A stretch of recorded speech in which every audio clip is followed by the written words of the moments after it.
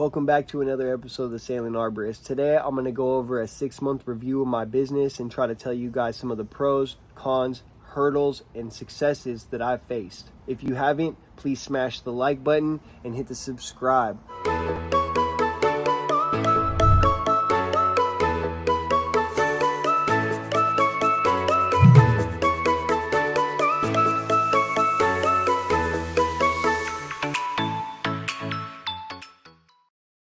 What's up? Welcome back to another episode of the Sailing Arborist. I'm back here in the backyard. I'm just hanging out. So right here, I'd like to kind of go over some of the pros and cons of this business and some of the failings I've faced and some of the hurdles I've gone through and exactly what has been successful for me. Number one, I have had zero problem hiring entry to mid-level people. The hard thing I found is being able to find real professionals. So yeah, finding true professionals that are good at basically any trade is really hard, and that's true when they say that. I can find groundsmen, I can find people who have skills in all different kinds of areas, but they normally aren't tree specific.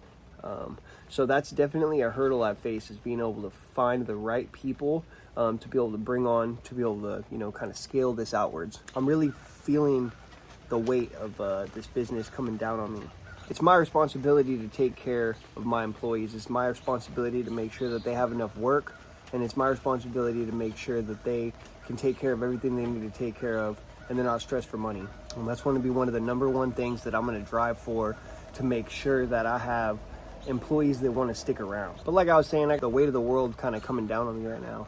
I think the reason is just that, I've got myself into this little pickle. First, we had issues with the truck, box going up and down, the jack that lifts it up and down the cylinder, it ended up having a crack in it, so the company that manufactured it, they ended up having to put another one in. That had us down for about a week, and then ever since that time, about 2 months ago, a month and a half ago, we've just been kind of spiraling, been able to get our traction back, and it's a really big problem for me. I'm feeling it, and the reason is because I've been paying everything out of pocket. I mean, every credit card I have is maxed out. My guys have been getting paid, but now my little brother, he's my apprentice climber, and he finally just finished high school. So now it's, he's gonna need to be working full time. So now it's not just one guy. Now I got two that I have to be working full time, and as soon as I'm out of being the main climber, then there's gonna be three. Anyways, after the truck went down, my girlfriend ended up with COVID. We ended up having to slow the work down basically to a halt. Then I ended up with COVID. We were down for about a month. After all that's kind of unraveled, now we're just trying to get back the pace of getting back to being able to pick up the bids and being able to get to the work. And it's just slow. It's slow and it's stressful. I can tell you right now that I definitely know where I made my mistakes. I think one of the biggest mistakes that I made was not having my website fully operational from the very beginning. I should have gone with a more basic website so that I could be directing my online people to my online site. I think another one things that I've done that's been extremely successful is my direct mail marketing strategy. Right now, I'm using strictly direct mail to get my clients, and that's basically where I target specific neighborhoods. It's fairly successful. I'm going to be completely honest. Say I want to pick, 3 routes, and that'll be, multiple neighborhoods in the same side of one town. So today I sent out 2,500 mailers to 4 neighborhoods in a town that is near me. And I try to do that so that I can centralize all of my bids into one location. And that makes it to where I'm not driving from this city to this city to this city to this city just to do some bids. I can keep all of the bids in one location for the most part, and I can keep all of the work in that one location for the most part. So I can save all the customers money, and I can definitely save myself money. There's money to be saved all the way around. That's probably something that I just want to build upon, and I might even very well start a business marketing company based on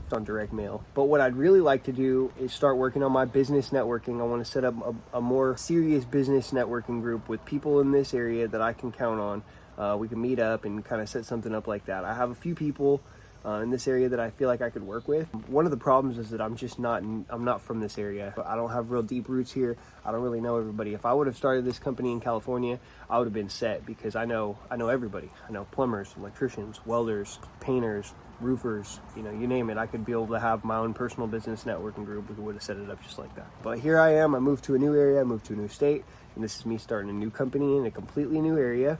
And so I'm grinding my butt off to make sure that this tree company can can take off and get moving. But I definitely will tell you the truth, man. I feel the weight of the world coming on me right now. I think one of the most successful things that I've done so far, our in-house integrated training program. It's one of the most successful things that I've gone through so far.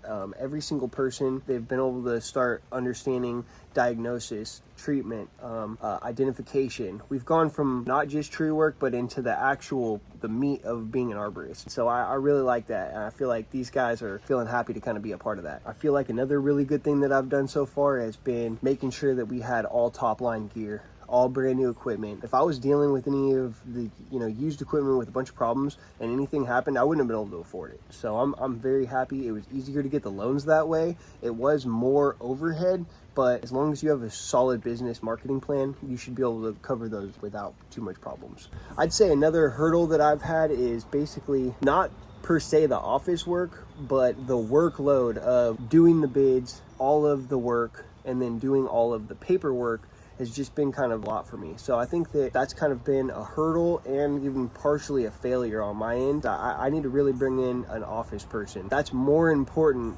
than bringing in a professional climber or somebody else to be able to take over the crew. And the reason I say that is because as soon as we have an office person, all of the paperwork can be taken care of, and then I can focus on building this crew up. It'll be a solid stream of work. It'll be all put together behind the scenes without me having to worry about all of this. That's something that I definitely am going to work towards in the future. I guess some of my goals we're going to be working towards is by the end of the summer I want to get another truck and a piece of heavy equipment, and so yeah, we're going to be grinding on that. And another goal will be making sure that we develop our business networks so that come wintertime, we're not running out of work. Stay busy, and we have some kind of either industrial or business-to-business contracts that we can work on throughout the winter season. Other than that is really trying to, make my guys feel happy at the workplace they work at, and, make them feel motivated to be able to grind harder so that they can get farther in their careers. I'm building this company for my employees. I'm building this company for the community. I'm not planning on staying in this company long term. I'm going to be here for the next 6 to 8 years,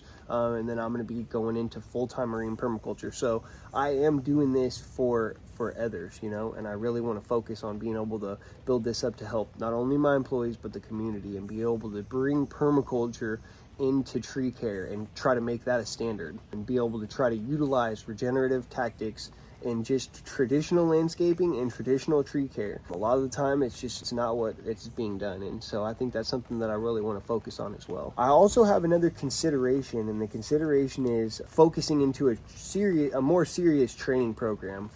Finding some property to have where I can set up a large training ground, and on that training ground I want to be able to start doing every single different type of tree climbing training, and I want to call it the anti-apprentice. And basically my theory behind the anti-apprentice is everyone says there's a set time limit on how long it takes you to be good, but if you're the kind of person who will grind every day, and you're at home and you take your work home and you're doing everything you can in your power, you can be the best in a lot shorter time than what everyone wants to make it out to. And so that's my theory behind the anti-apprentice. And I feel like a lot of people will really vibe with that. We'll be able to show people everything from basic climbing into technical rigging, into every different aspect of things. I want to go over, chipper operation. I want to be able to go over like how to utilize a chipper in a situation where you have a lot of material going through it, and how you make sure that you're not plugging it up. Everything from the very, very basics to advanced climbing techniques, how to make big cuts, cranes. I want to be able to do one of the most advanced training programs in the United States, and that's something that I really want to focus on. So I've been considering that. But I guess for this company, the largest goal that I have is to be able to really bring permaculture into tree care, while also advancing the education system of what it should be and what is wrong with the system that we have. And I really want to be able to bring permaculture to the everyday home. All right, well, I guess I'm going to wrap this up. I want to thank you guys for watching all the way to the very end. Please make sure that if you didn't, smash that like button. Go ahead, do that for me. Leave a comment. If not, leave a couple comments. Do me a favor, watch the whole video a few times. Please, let's help push this stuff.